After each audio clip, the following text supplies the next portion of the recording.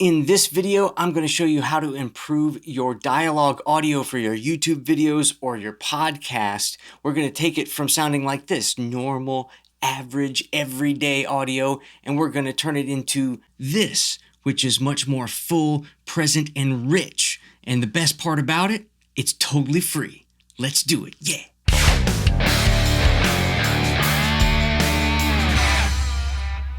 Greetings, fellow human. I hope you're having a fantastic day. My name is Barron. I make videos about cameras, photo and video tutorials, as well as camera gear reviews. So go ahead and click subscribe and ring the bell, ding, so you don't miss out on any of those videos. Let's get to it. So as I mentioned in the intro, I'm going to help you take your dialogue audio for your YouTube videos or podcasts and make it sound richer and fuller and more present.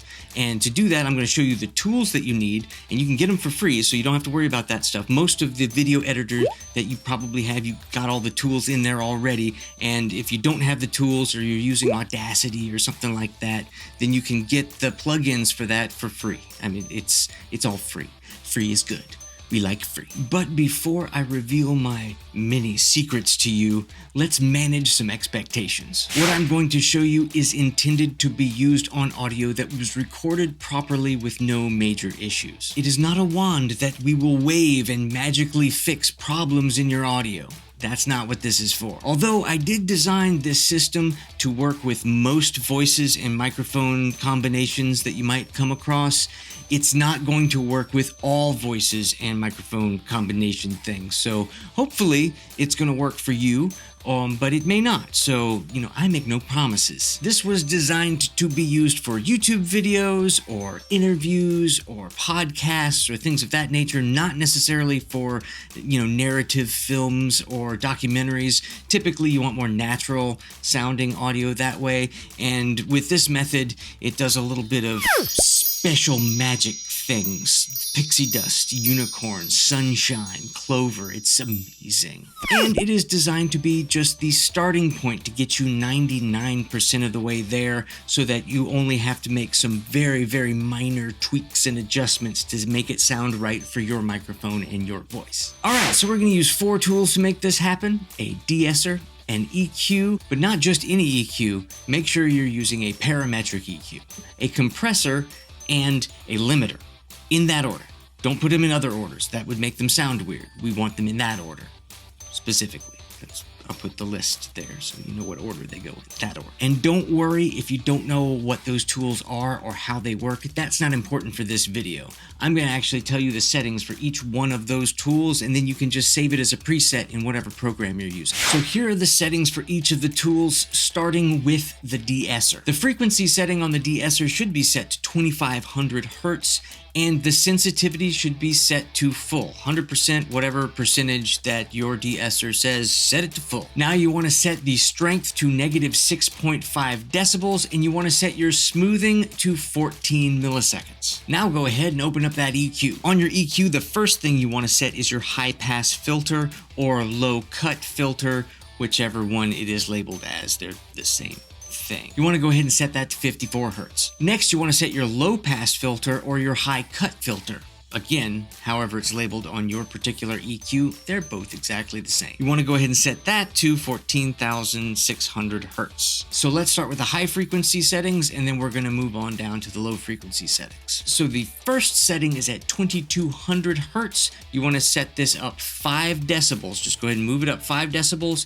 and set your Q setting to 0.6. Next, you're going to go to 710 Hertz, and you're going to drop that. You're going to pull it down 10 decibels, also with a Q setting of 0.6. Now we're going to move down even further to 160 Hertz. You're going to move that one up 5 decibels, also with a Q setting of 0.6. And just below that at 158 Hertz, you want to go ahead and boost that up to 3.5 decibels and still keep that Q setting at 0.6. Now go ahead and pull up your compressor. Let's start out by setting your threshold to negative 15. Now go ahead and set your ratio to 10. Set the knee all the way to 1 and set your attack to 0. Next, go ahead and set the release to 150 milliseconds. And finally, set your makeup gain to -6 decibels. Okay, now finally, you can pull up that limiter. Make sure that it is set to a soft knee, not a hard knee. Set the release time to 20 milliseconds, but set your look ahead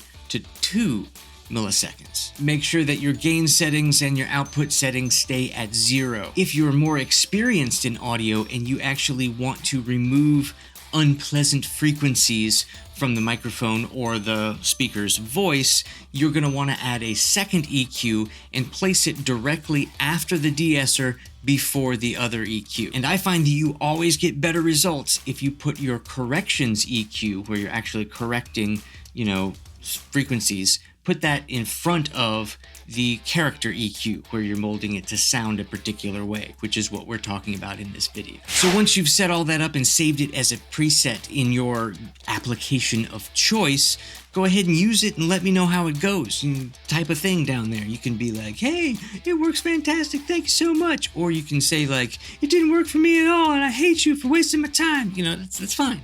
It's fine, I can take it.